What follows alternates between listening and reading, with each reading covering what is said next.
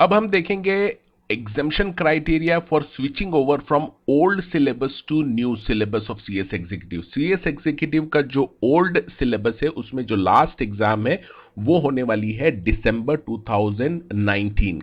इसके बाद कंपल्सरीली आपको स्विच ओवर होना पड़ेगा न्यू कोर्स में, अगर आपका दिसंबर में क्लियर नहीं होता है तो।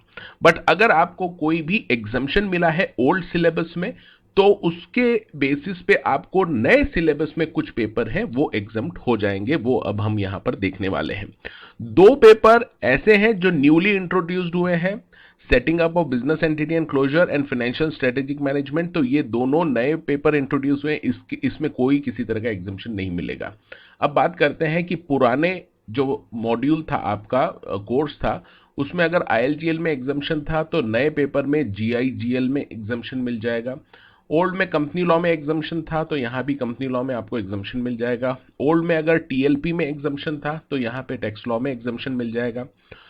ओल्ड में अगर सीएमएसएल में एग्जम्पशन मिला था आपको तो यहां पे आपको एसएलसीएम में एग्जम्पशन मिलेगा। इसी तरह से ईसीएल में अगर आपको ओल्ड कोर्स में एग्जम्पशन था तो यहां ईबीसीएल में एग्जम्पशन मिल जाएगा। लेकिन एक बात याद रखिए कि अगर आपको सीएमए में एग्जम्पशन था या सीएएपी में एग्जम्पशन था या दोनों में एग्जम्पशन था, चाहे आप दोनों पेपर में भी एग्जम्पशन लाए हो तो भी आपको एक ही पेपर है यहां पर कॉरस्पॉन्डिंग जिसका नाम है कॉर्पोरेट मैनेजमेंट अकाउंटिंग, उसमें एग्जम्पशन मिलेगा। तो यहां पे अगर कोई भी एक पेपर आपका एग्जाम था सीएम में या सीएएपी इन ओल्ड तो यहां पे आपको सीएम में का जो नया सिलेबस में जो पेपर है वो एग्जाम्प्ट हो जाएगा।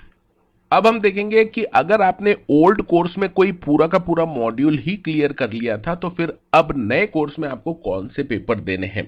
अगर मॉड्यूल 1 क्लियर किया था आपने ओल्ड सिलेबस का तो नए सिलेबस में केवल 4 पेपर ही आपको देने हैं, 2 मॉड्यूल 1 में है और 2 मॉड्यूल 2 में। इसी तरह से अगर आपने मॉड्यूल 2 क्लियर किया था ओल्ड सिलेबस का तो यहां पर आपको केवल 5 ही पेपर देने हैं, जिसमें से 3 आपके मॉड्यूल 1 में है और 2 मॉड्यूल 2 में।